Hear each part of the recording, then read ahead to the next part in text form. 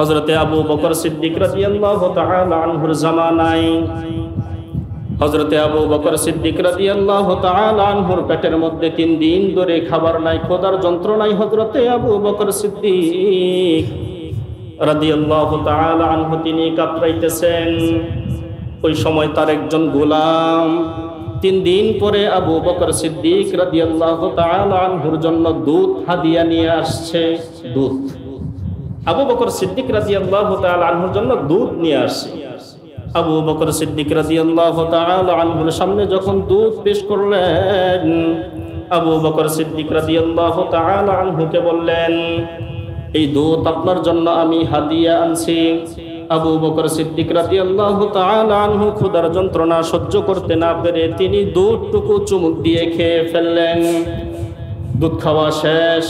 এইবার আবু বকর সিদ্দিক রাদিয়াল্লাহু তাআলা আনহুর মাথার মধ্যে আসলে, কি রে, আমি কোন দুধ খাইলাম, কোথা থেকে আসলো, কে বা এনে দিল, কোন পক্ষ থেকে আসলো, কি দুধ আমি খাইলাম। এইবার আবু বকর সিদ্দিক রাদিয়াল্লাহু তাআলা আনহু তার গোলামকে ডাকলেন, এই দিকে আসো, আমাকে কোন দুধ তুমি খাওয়াইছো। গোলাম তখন বলল, হে আবু বকর, আমি যখন কাফের ছিলাম তখন আমি তন্ত্রমন্ত্র দিয়া ফুফা দিয়া একটা মানুষকে ঝাড়ফুঁক করে ভালো করে দিয়েছিলাম। যখন ইহুদি ছিলাম, আমি অমুসলিম ছিলাম, তখন তন্ত্রমন্ত্র পড়ে ফুফা দিয়ে আমি একটা লোককে ভালো করে দিয়েছিলাম। অনেকদিন পরে তার সঙ্গে আজকে সাক্ষাৎ হয়েছে, সেই হাদিয়া হিসাব আমাকে দুধ দিয়েছে। এইটা শোনার সঙ্গে সঙ্গেই হযরতে আবু বকর সিদ্দিক রাদিয়াল্লাহু তাআলা আনহু বললেন, এই দুধ তো হারাম দুধ, এটা খাওয়া যাবে না। তোমার জন্য ঠিক আছে, কিন্তু আমার জন্য তো এটা সদকা, আর সদকার মাল তো সাহাবায়ে কেরাম রাদিয়াল্লাহু তাআলা আনহুমরা, বিশেষ করে আবু বকর সিদ্দিক রাদিয়াল্লাহু তাআলা আনহু গ্রহণ করতে পারে না। কিন্তু আবু বকর সিদ্দিক রাদিয়াল্লাহু তাআলা আনহুর পেটের মধ্যে দুধ ঢুকে গেছে, এইবার তিনি কি করবেন? আবু বকর সিদ্দিক রাদিয়াল্লাহু তাআলা আনহু পেট থেকে দুধটুকু বের করার জন্য হাতের শাহাদাত আঙ্গুলি বারবার গলার দিকে প্রবেশ করায়, ওয়াক ওয়াক করে, কিন্তু দুধ আর বের হয় না। দীর্ঘ সময় পর্যন্ত আবু বকর সিদ্দিক রাদিয়াল্লাহু তাআলা আনহু গলার মধ্যে হাত দিতেছে বমি করার জন্য, দুধটাকে পেট থেকে বের করার জন্য, কিন্তু দুধ বের হয় না। অনেকক্ষণ পরে আবু বকর সিদ্দিক রাদিয়াল্লাহু তাআলা আনহু যখন হাতের প্রায় অনেক অংশটুকু গলার মধ্যে প্রবেশ করালেন, করানোর সঙ্গে সঙ্গেই আবু বকর সিদ্দিক রাদিয়াল্লাহু তাআলা আনহুর পেট থেকে সবটুকু দুধ বের হয়ে গেছে। সুবহানাল্লাহ, সব দুধ বের হয়ে গেছে। এটার নাম হচ্ছে তাকওয়া। সাহাবায়ে কেরাম রাদিয়াল্লাহু তাআলা আনহুমদেরকে এবং উম্মতি মুহাম্মাদীদেরকে তাকওয়ার ব্যাপারে নির্দেশ দিয়েছেন যে তোমরা তাকওয়া অর্জন করো। এখন তাকওয়া শব্দের অর্থ কি? তাকওয়া এটা হচ্ছে আরবি শব্দ, এর বাংলা অর্থ হচ্ছে বিরত থাকা, বেঁচে থাকা। পরিভাষায় তাকওয়া বলা হয় আল্লাহ এবং তার রসুল সাল্লাল্লাহু আলাইহি ওয়াসাল্লামের সমস্ত বিধিবিধানগুলা মেনে নেওয়া, অর্থাৎ আল্লাহর ভয়ে যাবতীয় অন্যায় কাজ থেকে বিরত থাকার নাম হচ্ছে তাকওয়া। তাকওয়া বলা হয় আল্লাহ এবং তার রসুল সাল্লাল্লাহু আলাইহি ওয়াসাল্লামের সমস্ত বিধি এবং বিধানগুলা মেনে নেওয়া এবং আল্লাহর ভয়ে যাবতীয় যত অন্যায় আছে, যাবতীয় যত পাপাচার আছে, সব কিছু থেকে বেঁচে থাকার নাম হচ্ছে তাকওয়া। এই তাকওয়ার ব্যাপারে আল্লাহ সুবহানাহু ওয়া তাআলা সূরাতুল হুজুরাতের 13 নম্বর আয়াতে আল্লাহ বলেন, ইয়া আইয়ুহাল্লাযীনা আমানু ইন্না খালাকনাকুম মিন যাকারিন ওয়া উনসা। আল্লাহ রাব্বুল আলামিন বলেন, হে ঈমানদারেরা, অবশ্যই আমি আল্লাহ সুবহানাহু ওয়া তাআলা তোমাদেরকে একজন নারী এবং একজন পুরুষ থেকে সৃষ্টি করেছি। আল্লাহ বলেন, হে ঈমানদারেরা, অবশ্যই আমি আল্লাহ সুবহানাহু ওয়া তাআলা তোমাদেরকে একজন নারী এবং একজন পুরুষ থেকে সৃষ্টি করেছি। আচ্ছা বলেন, আদম আলাইহিস সালাতু ওয়াস সালাম কয়জন? একজন। হাওয়া আলাইহাস সালাতু ওয়াস সালাম কয়জন? একজন। তো আমরা যারা দুনিয়াতে আসছি সকলেই আদম আলাইহিস সালাতু ওয়াস সালাম এবং হাওয়া আলাইহাস সালাতু ওয়াস সালাম এই একজন নারী এবং একজন পুরুষ থেকে আল্লাহ সুবহানাহু ওয়া তাআলা আমাদেরকে সৃষ্টি করেছেন। এরপরে আল্লাহ বলেন, وَجَعَلْنَاكُمْ شُعُوبًا وَقَبَائِلَ لِتَعَارَفُوا। সৃষ্টি করার পরে আমি আল্লাহ সুবহানাহু ওয়া তাআলা তোমাদেরকে একটা বংশ দিয়ে মর্যাদা সম্পন্ন করেছি। অর্থাৎ কাউকে আল্লাহ সুবহানাহু ওয়া তাআলা তালুকদার বংশে জন্ম দিয়েছেন, কাউকে আল্লাহ সুবহানাহু ওয়া তাআলা ভুইয়া বংশে জন্ম দিয়েছেন, কাউকে আল্লাহ সুবহানাহু ওয়া তাআলা চৌধুরী বংশে জন্ম দিয়েছেন, কাউকে আল্লাহ সুবহানাহু ওয়া তাআলা সরকার বংশে জন্ম দিয়েছেন, আবার কাউকে আল্লাহ তাআলা ফকির বংশে জন্ম দিয়েছেন। এই সমস্ত গোত্র এবং কবিলার ভিতরে জন্ম দেওয়ার কারণ হচ্ছে ভাগ ভাগ করে ভিন্ন ভিন্নভাবে মানুষদেরকে জন্ম দেওয়ার কারণ হচ্ছে লিতাআরাফু, তোমাদের পরিচয়ের জন্য, যাতে চিনে যে এটা তালুকদার বংশের লোক, এটা সরকার বংশের লোক, এটা চৌধুরী বংশের লোক, এটা ভুইয়া বংশের লোক, এটা ফকির বংশের লোক। এই বংশের মধ্যে দান করার কারণ হচ্ছে যাতে পরিচিতি লাভ করা যায়।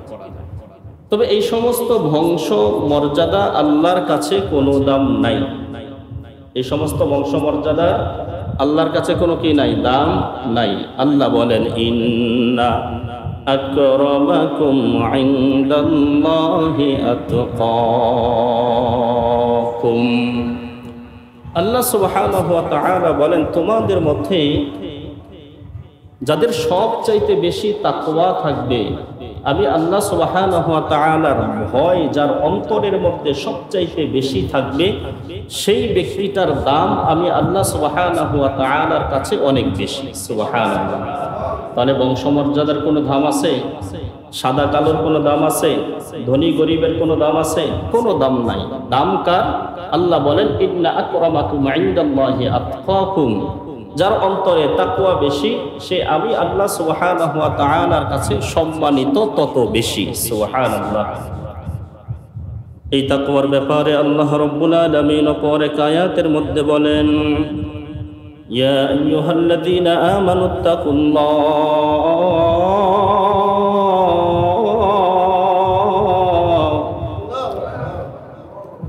এই তাকওয়ার ব্যাপারে আল্লাহ সুবহানাহু ওয়া তাআলা কুরআনুল কারীমের মধ্যে বলেন, ইয়া আইয়ুহাল্লাযীনা আমানুত্তাকুল্লাহ। হে ঈমানদারেরা, তোমরা তাকওয়া অর্জন করো, অর্থাৎ আমি আল্লাহ রাব্বুল আলামিনের ভয় তোমাদের অন্তরের মধ্যে ঢুকাও। অপর একটা আয়াতের মধ্যে আল্লাহ রাব্বুল আলামিন বলেন, ইয়া আইয়ুহাল্লাযীনা আমানুত্তাকুল্লাহা হাক্কা তুকাতিহি ওয়া লা তামুতুন্না ইল্লা ওয়া আনতুম মুসলিমুন।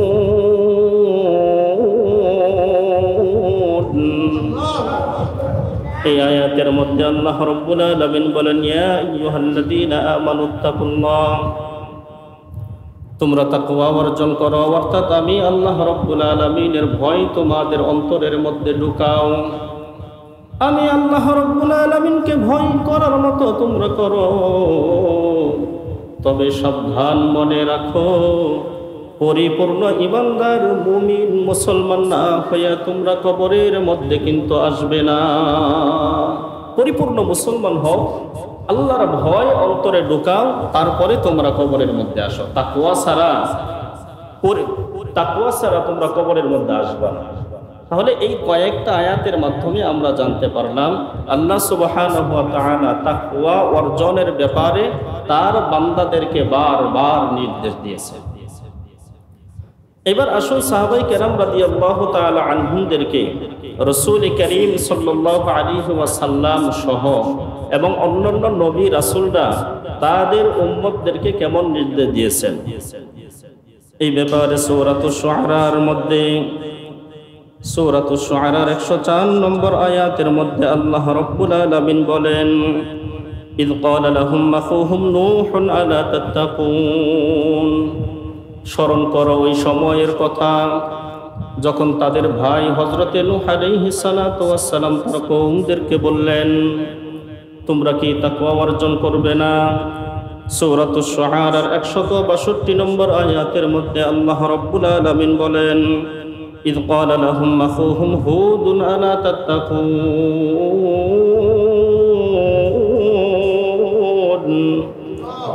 স্মরণ করো ওই সময়ের কথা যখন তাদের ভাই হুদ আলাইহিস সালাতু ওয়াস সালাম তার কওমদেরকে বলল, তোমরা কি তাকওয়া অর্জন করবে না? সূরাতুশ শুআরার 141 নম্বর আয়াতের মধ্যে আল্লাহ রাব্বুল আলামিন বলেন, ইয ক্বালা লাহুম আখুহুম সালিহুন আলা তাত্তাকুন। স্মরণ করো ওই সময়ের কথা যখন সালেহ আলাইহিস সালাতু ওয়াস সালাম তার কওমদেরকে বলল, তোমরা কি তাকওয়া অর্জন করবে না? সূরাতুশ শুআরার 121 নম্বর আয়াতের মধ্যে আল্লাহ রাব্বুল আলামিন বলেন, ইয ক্বালা লাহুম লুতুন আলা তাত্তাকুন। স্মরণ করো ওই সময়ের কথা যখন তাদের ভাই লূত আলাইহিস সালাতু ওয়াস সালাম তার কওমদেরকে বলল, তোমরা কি তাকওয়া অর্জন করবে না? সূরাতুশ শুআরার 177 নম্বর আয়াতের মধ্যে আল্লাহ রাব্বুল আলামিন বলেন, ইয ক্বালা লাহুম শুআইবুন আলা তাত্তাকুন। স্মরণ করো ওই সময়ের কথা যখন তাদের ভাই হযরতে শুআইব আলাইহিস সালাতু ওয়াস সালাম তার কওমদেরকে বলল, তোমরা কি তাকওয়া অর্জন করবে না? সূরাতুল আনকাবুতের 16 নম্বর আয়াতের মধ্যে আল্লাহ রাব্বুল আলামিন বলেন, ওয়া ইব্রাহিম ইয ক্বালা লিকওমিহি ইবুদুল্লাহা ওয়াত্তাকু।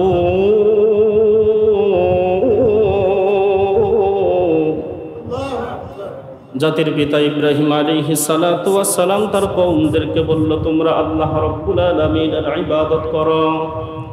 ইবাদত করার পাশাপাশি তোমরা আল্লাহ রাব্বুল আলামিনের ভয় অন্তরের মধ্যে ঢুকাও, অর্থাৎ তোমরা তাকওয়া অর্জন করো।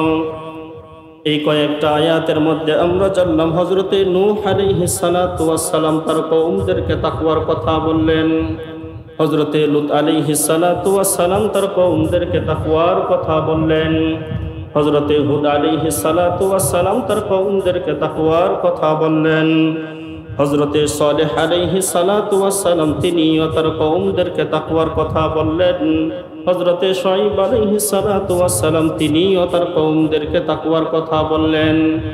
জাতির পিতা ইব্রাহিম আলাইহিস সালাতু ওয়াস সালাম তিনিও তার কওমদেরকে তাকওয়ার কথা বললেন। এখন হয়তো অনেকেই প্রশ্ন করবেন, হুজুর অন্যান্য নবী রাসূলরা তার কওমদেরকে তাকওয়ার কথা বলল, তাকওয়া অর্জনের কথা বলল, তাহলে আমাদের নবী বিশ্ব নবী সাল্লাল্লাহু আলাইহি ওয়াসাল্লাম তিনি কি তার কওমদেরকে তাকওয়ার ব্যাপারে কিছু বলেছেন কিনা? ঠিক না? সমস্ত নবীরাই তো তার কওমদেরকে তাকওয়া অর্জনের কথা বলল, সব নবীরাই বলেছেন তাকওয়া অর্জনের কথা। আমাদের নবী সাল্লাল্লাহু আলাইহি ওয়াসাল্লাম কি তার কওমদেরকেও তাকওয়ার কথা বলেছেন? হ্যাঁ, রাসূল করিম সাল্লাল্লাহু আলাইহি ওয়াসাল্লাম তার সাহাবায়ে কেরাম রাদিয়াল্লাহু তাআলা আনহুমদেরকে, তার উম্মতদেরকে তাকওয়ার ব্যাপারে নবীজি অনেক হাদিসের মধ্যে বারবার সম্বোধন করে বলেছেন, তোমরা তাকওয়া অর্জন করো। এই ব্যাপারে আমি একটা হাদিস আপনাদের সামনে পেশ করি। আবু দাউদ শরীফের বর্ণনায় রাসূল করিম সাল্লাল্লাহু আলাইহি ওয়াসাল্লাম যখন মৃত্যুবরণ করবেন, অন্তিম মুহূর্তে মৃত্যুর শয্যায় সজ্জিত, মারা যাবে নবীজি।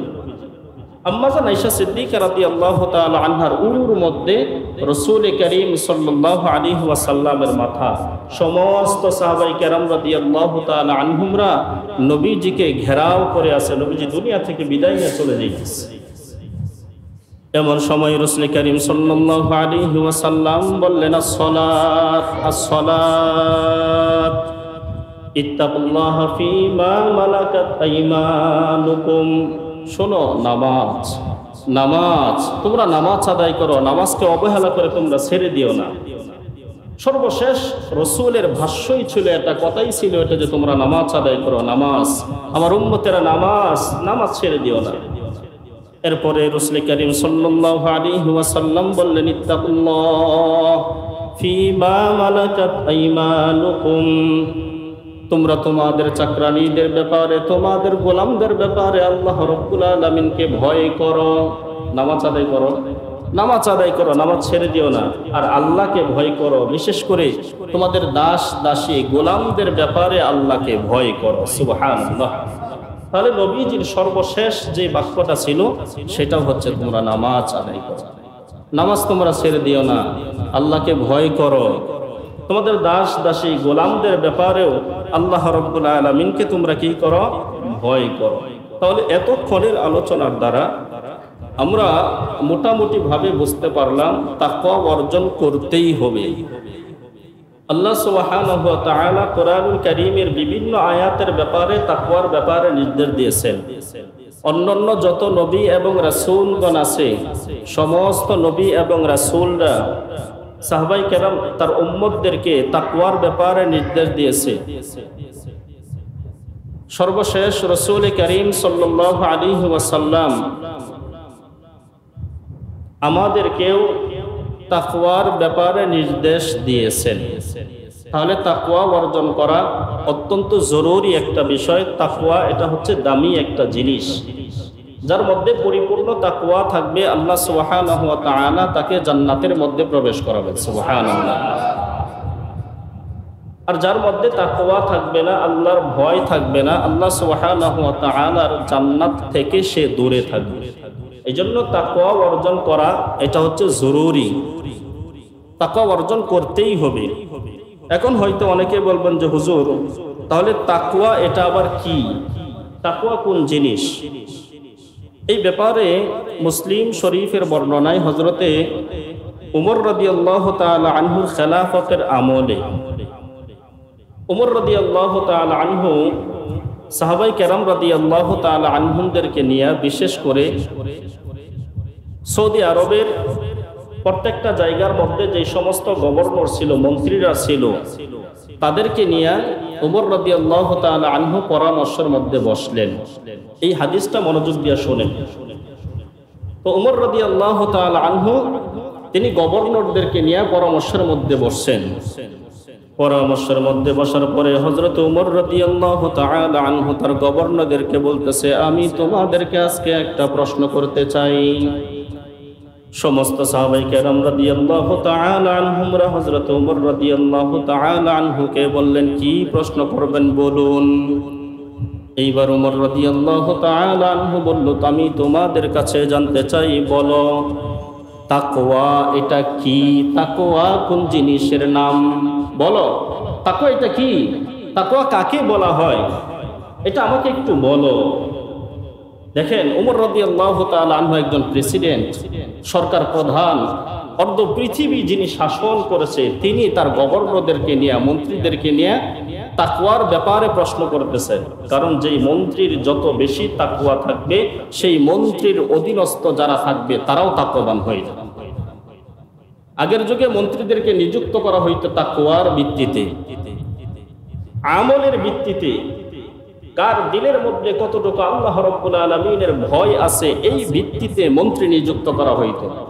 আর বর্তমান যুগে মন্ত্রী নিযুক্ত করা হয় যে যত বেশি টেন্ডারবাজ, যে যত বেশি খারাপ, যার যত বেশি দাপট আছে তাকেই সমাজের মধ্যে নেতৃত্ব দেওয়ার জন্য প্রাধান্য দেওয়া।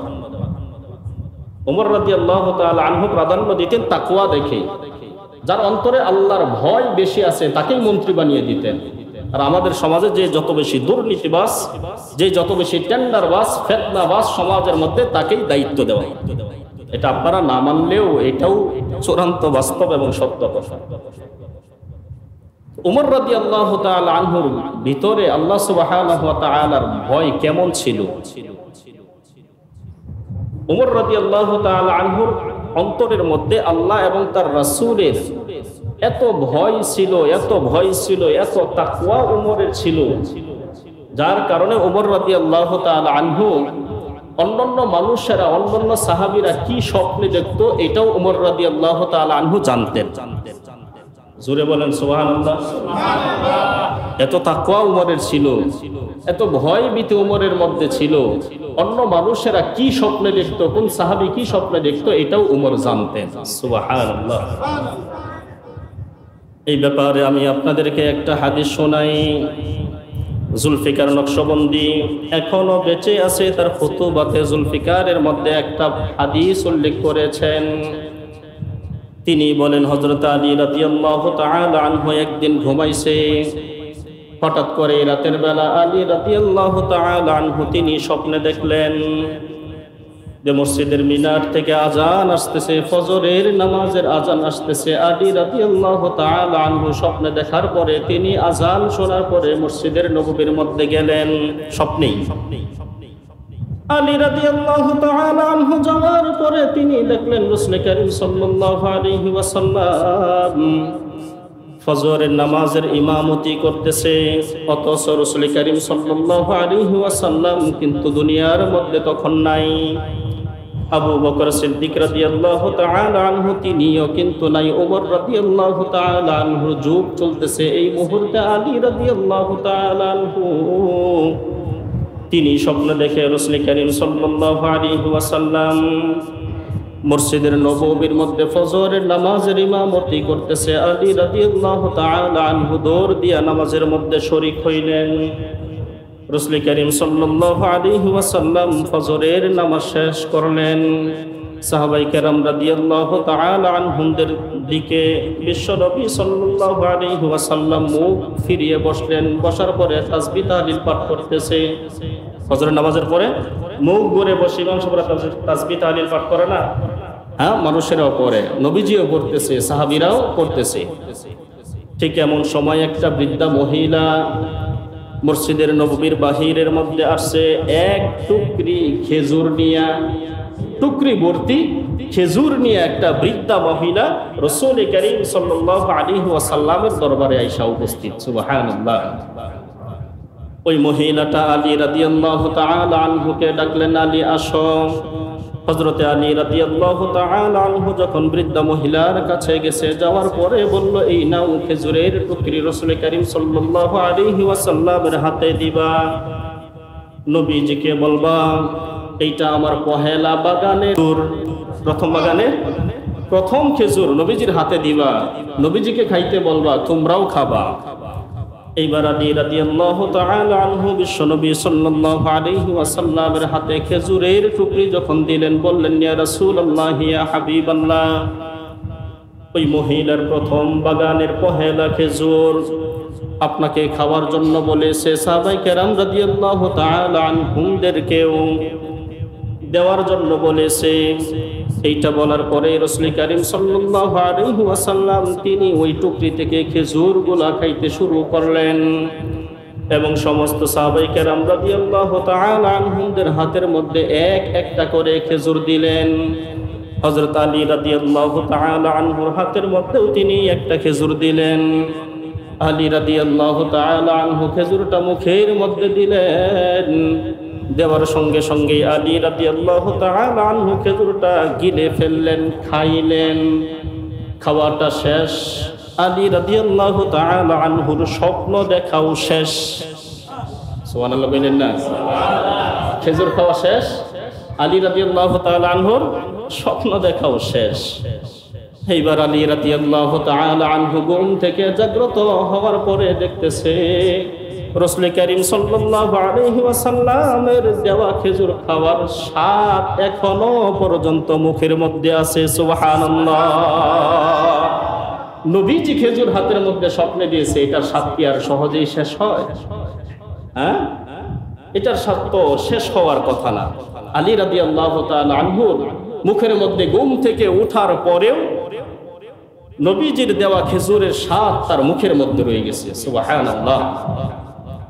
তো স্বপ্ন দেখা শেষ, ঘুম থেকে জাগ্রত হয়েছে কি শুনে?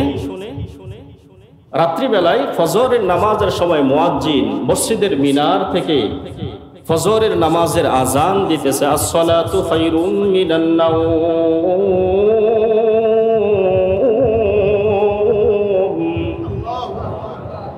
এই আওয়াজটা যখন হযরতে আলী রাদিয়াল্লাহু তাআলা আনহুর কানের মধ্যে গেছে, যাওয়ার সঙ্গে সঙ্গে আলী রাদিয়াল্লাহু তাআলা আনহুর ঘুম ভেঙে গেছে।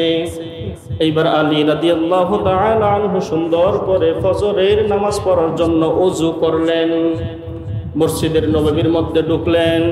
ঢোকার পরে দেখে সাইয়্যিদানা হযরত ওমর রাদিয়াল্লাহু তাআলা আনহু ফজরের নামাজের ইমামতি করতেছে। সুবহানাল্লাহ।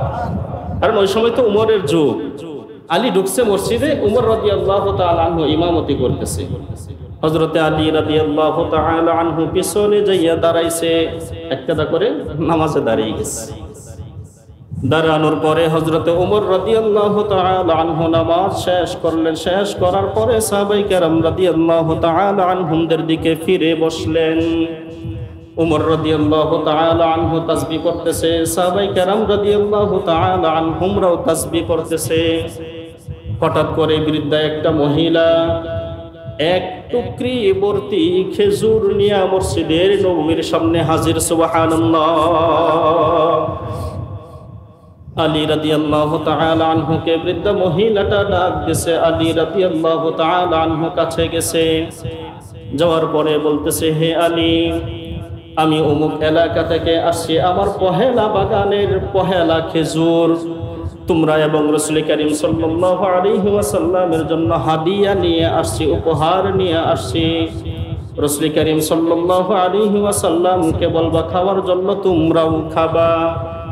এইবার আলী রাদিয়াল্লাহু তাআলা আনহু হযরতে ওমর রাদিয়াল্লাহু তাআলা আনহুর কাছে যখন খেজুরের টুকরিটা দিলেন, দেওয়ার পরে আলী রাদিয়াল্লাহু তাআলা আনহু বললেন, হে আমিরুল মুমিনিন, এই যে বৃদ্ধা মহিলাটা এক টুকরি খেজুর আপনার জন্য হাদিয়া আনছে, আপনাকে খাওয়ার জন্য বলছে, সাহাবায়ে কেরাম রাদিয়াল্লাহু তাআলা আনহুমদেরকেও দেওয়ার জন্য বলছে। এইবার ওমর রাদিয়াল্লাহু তাআলা আনহু তিনি নিজে খেজুর খাইলেন, সমস্ত সাহাবায়ে কেরাম রাদিয়াল্লাহু তাআলা আনহুমদেরকে এক একটা করে খেজুর দিলেন। হযরতে আলী রাদিয়াল্লাহু তাআলা আনহু তাকেও তিনি একটা খেজুর দিলেন। হযরতে আলী রাদিয়াল্লাহু তাআলা আনহুর একটা খেজুর খাওয়া শেষ হয়ে যাওয়ার সঙ্গে সঙ্গেই আলী রাদিয়াল্লাহু তাআলা আনহু বললেন, ইয়া আমিরুল মুমিনিন, আর একটা খেজুর কি আমাকে দেওয়া যায়? সবাই তো একটা দিলেন, খেজুরের স্বার্থ অনেক, আমাকে কি আরেকটা খেজুর দেওয়া যায়? এইটা বলার সঙ্গে সঙ্গেই হযরত ওমর রাদিয়াল্লাহু তাআলা আনহু বললেন, ইয়া আলী, রাসূল করিম সাল্লাল্লাহু আলাইহি ওয়াসাল্লাম তো স্বপ্ন যুগে তোমাকে একটা খেজুরই দিয়েছিল। সুবহানাল্লাহ। রাসূল করিম সাল্লাল্লাহু আলাইহি ওয়াসাল্লাম যদি তুমি আলীকে দুইটা খেজুর দিত, আমি হযরত ওমর রাদিয়াল্লাহু তাআলা আনহু তোমাকেও দুইটা খেজুর দিতাম। সুবহানাল্লাহ। তাহলে এই হাদিস থেকে বোঝা যায় অন্যান্য সাহাবায়ে কেরাম, অন্যান্য মানুষেরা যে সমস্ত স্বপ্ন দেখে, হযরত ওমর রাদিয়াল্লাহু তাআলা আনহুর দেহের মধ্যে, কলিজার মধ্যে এত তাকওয়া ছিল, আল্লাহ রাব্বুল আলামিনের এত ভয় ছিল। অন্যান্য মানুষেরা যেই স্বপ্ন দেখত, হযরত ওমর রাদিয়াল্লাহু তাআলা আনহু তাকওয়া অর্জন করার কারণে তিনিও সেই স্বপ্নটাকে জানতেন। সুবহানাল্লাহ। এটা হচ্ছে ওমর রাদিয়াল্লাহু তাআলা আনহুর তাকওয়া কেমন ছিল, আল্লাহর ভয় তার অন্তরে কেমন ছিল, রাসূলের মুহাব্বত, আল্লাহর বিধানের প্রতি তার আস্থা সম্মান কেমন ছিল, যার কারণে অন্যান্য মানুষেরা স্বপ্ন দেখতো এটা ওমর জানত। সুবহানাল্লাহ। তো বলার উদ্দেশ্য হচ্ছে এই ওমর রাদিয়াল্লাহু তাআলা আনহু তার মন্ত্রীদেরকে নিয়ে বসছেন পরামর্শের মধ্যে। ওমর রাদিয়াল্লাহু তাআলা আনহু একদিক দিয়া খলিফাতুল মুসলিমিন, সরকার প্রধান, অন্য দিক দিয়া মসজিদের ইমাম, অন্য দিক দিয়া যুদ্ধের ময়দানে সেনাপতিদের কমান্ডার। সুবহানাল্লাহ বলবেন না? একজন মানুষ চতুর্মুখী যোগ্যতা হযরত ওমর রাদিয়াল্লাহু তাআলা আনহুর মধ্যে ছিল, সাহাবায়ে কেরাম রাদিয়াল্লাহু তাআলা আনহুমদের মধ্যে ছিল। আর আজকে আপনাদের হুজুর, আমি যদি বাজারের মধ্যে একটা ব্যবসা শুরু করি, কেমন বুঝেন? হ্যাঁ, এই হুজুরের পিছনে নামাজ হইতো না, দুনিয়া ঢুকে গেছে হুজুরের কাছে। ওমর রাদিয়াল্লাহু তাআলা আনহুর ব্যবসা ছিল না? আমি যদি ব্যবসা শুরু করি কাঁচা বাজারে, কি করবেন কোন? হ্যাঁ, এই হুজুর এতদিন ভালো জানতাম, এখন দিয়ে পুরো দুনিয়া ঢুকে গেছে, এর পিছনে আর নামাজ হইতো না, ঠিক কিনা? আরে ভাই, আপনাদের বিশ্বাস, আপনাদের আস্থা, আপনাদের ধারণা, চিন্তা ধারণা, এগুলা পাল্টা। উমর রাদিয়াল্লাহু তাআলা আনহু একজন সরকার প্রধান, উমর রাদিয়াল্লাহু তাআলা আনহু প্রধান একজন ব্যবসায়ী, তিনি যুদ্ধের ময়দানে সেনাপতিদের কমান্ডার সবকিছু তিনি ছিলেন। অনেকেই বলে হুজুররা কি রাজনীতি করে? আরে ভাই, রাজনীতির জন্মই আমরা দিয়েছি। বুঝেন নাই?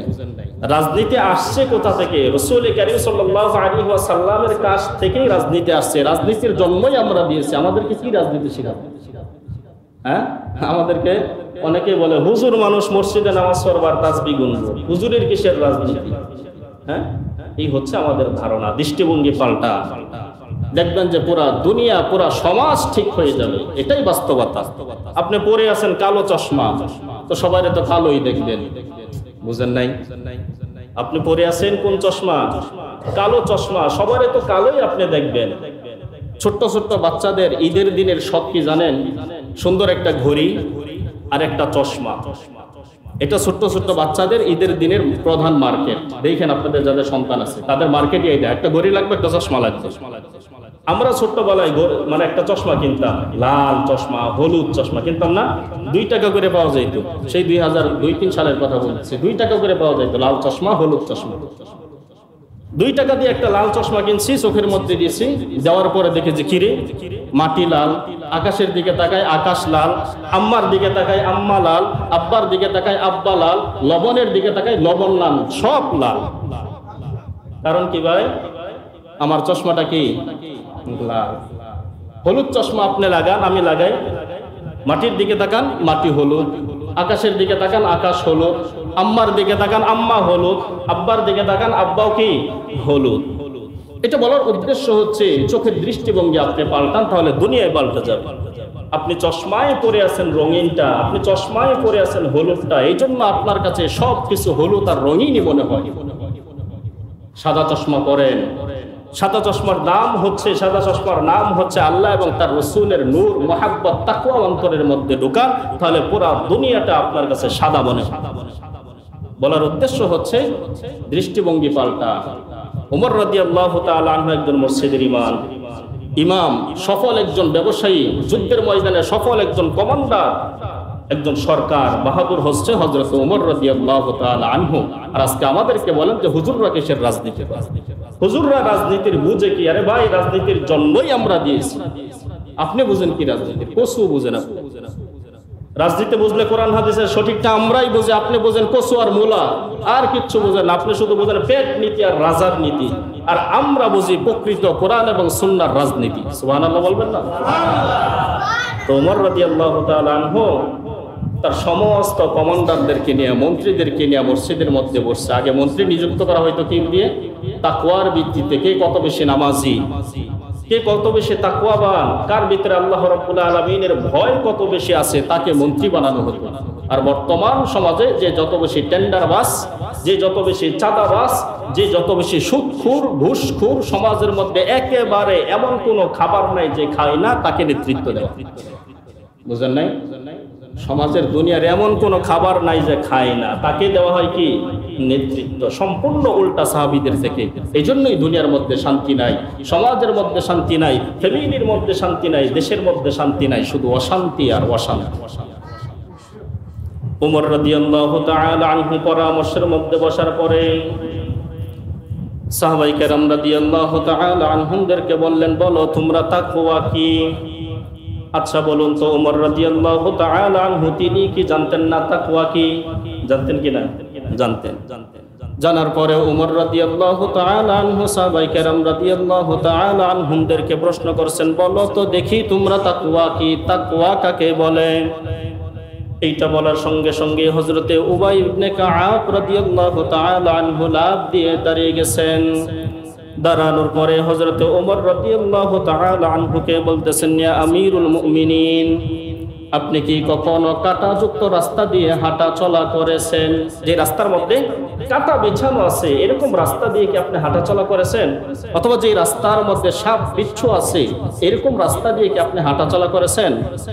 এইটা বলার সঙ্গে সঙ্গেই হযরতে ওমর রাদিয়াল্লাহু তাআলা আনহু বললেন, কেন নয়? কত যুদ্ধ আমি জঙ্গলের মধ্যে করেছি, কত যুদ্ধ আমি জঙ্গলের কাঁটার মধ্যে দিয়ে করেছি। হযরতে কাব রাদিয়াল্লাহু তাআলা আনহু বললেন, ইয়া আমিরুল মুমিনিন, আপনি যে কাঁটা দিয়ে হারছেন, আপনার গায়ের মধ্যে কি কাঁটা আপনি লাগতে দিছেন? সাপ বিচ্ছুর কামড় কি আপনার শরীরের মধ্যে আপনি লাগতে দিছেন? ওমর রাদিয়াল্লাহু তাআলা আনহু বললেন, না, আমি তো কাঁটার একটা আঁচও আমার গায়ের মধ্যে লাগতে দেয় নাই। সাপে এবং কামড়ের সাপ বিচ্ছুর একটা কামড়ও আমার গায়ের মধ্যে আমি লাগতে দেই নাই।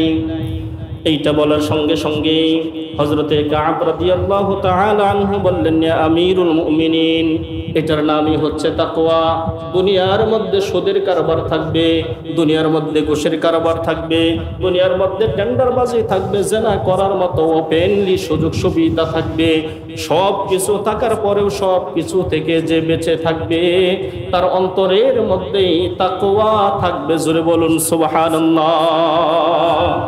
গুনার পরিবেশ দিয়া দুনিয়াটা ভরপুর থাকবে, সুদের কারবার থাকবে, ঘুষের কারবার থাকবে, টেন্ডারবাজি থাকবে, চাঁদাবাজি থাকবে, সব কিছু থাকবে, কিন্তু আপনাকে এগুলা গ্রাস করতে পারবে না। এটার নামই হচ্ছে তাকওয়া। সুবহানাল্লাহ। এই প্রশ্নের উত্তরটা হযরত ওমর রাদিয়াল্লাহু তাআলা আনহু শোনার সঙ্গে সঙ্গে তিনি খুশি হয়ে গেলেন। মনে মনে চিন্তা করলেন, আমার গভর্নরদের মধ্যে, আমার মন্ত্রীদের মধ্যে তাকওয়া অর্জন হয়ে গেছে। এই রকম তাকওয়া যাদের অন্তরের মধ্যে অর্জন হয়ে যাইতো, রাসূল কারীম সাল্লাল্লাহু আলাইহি ওয়াসাল্লাম সাহাবীদের মধ্যে থেকে বেছে বেছে এক একটা প্রদেশের জন্য গভর্নর বানিয়ে দিতেন। সুবহানাল্লাহ। কারণ নেতা যদি ভালো হয় মানুষ এমনিই ভালো হবে, আর নেতার চরিত্র যদি খারাপ হয় মানুষের চরিত্রও খারাপ হবে। এটাই বাস্তবতা, এটাই বাস্তবতা।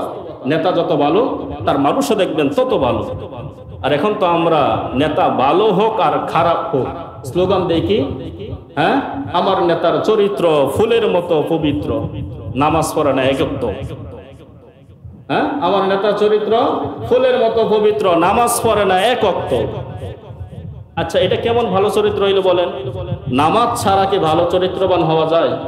ভালো চরিত্রবান হওয়ার জন্য এক নাম্বার শর্ত হচ্ছে নামাজ। ভালো মানুষ হওয়ার জন্য এক নাম্বার শর্ত হচ্ছে কি?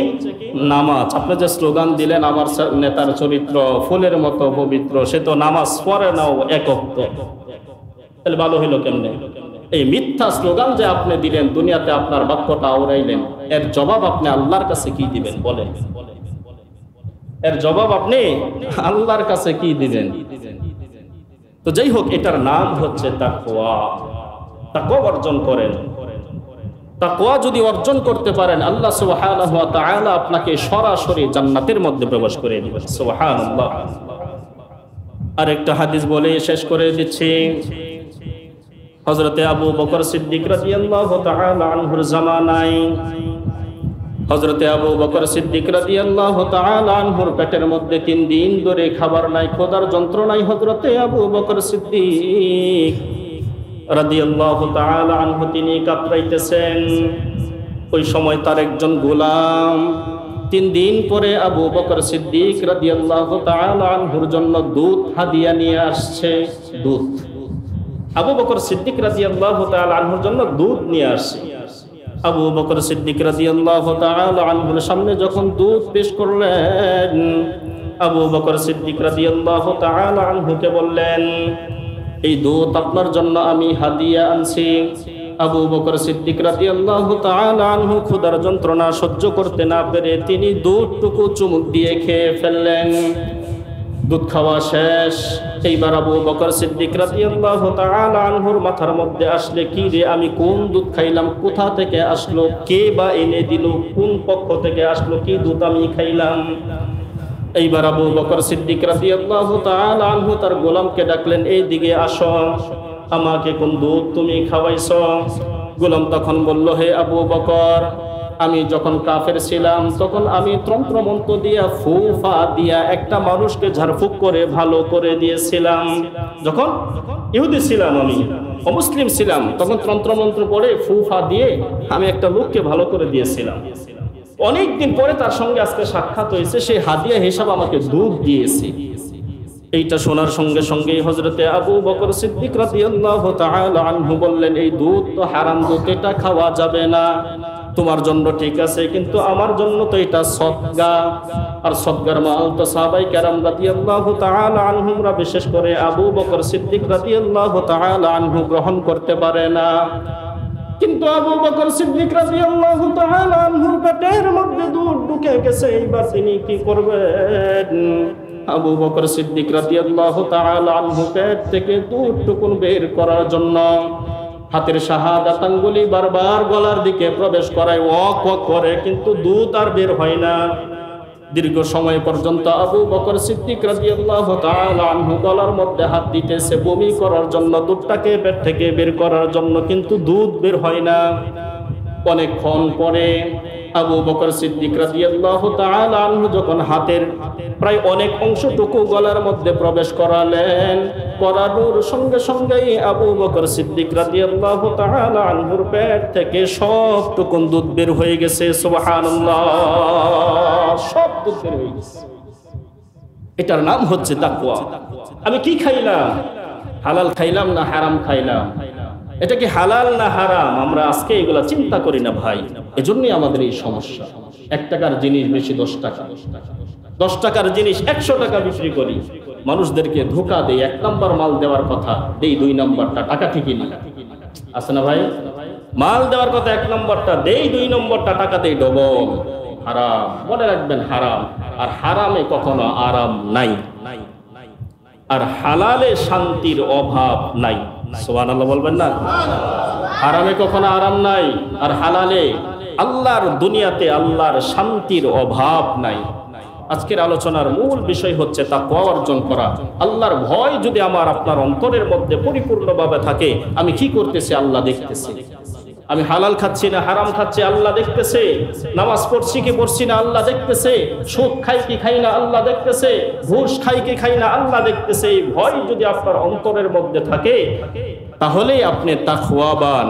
আর আপনার জন্যই আল্লাহ রাব্বুল আলামিনের পক্ষ থেকে ঘোষণা আসছে, আপনি হচ্ছেন সফলকাম মুমিন। আল্লাহ বলেন, উলাইকা আলা হুদাম মির রাব্বিহিম ওয়া উলাইকা হুমুল মুফলিহুন।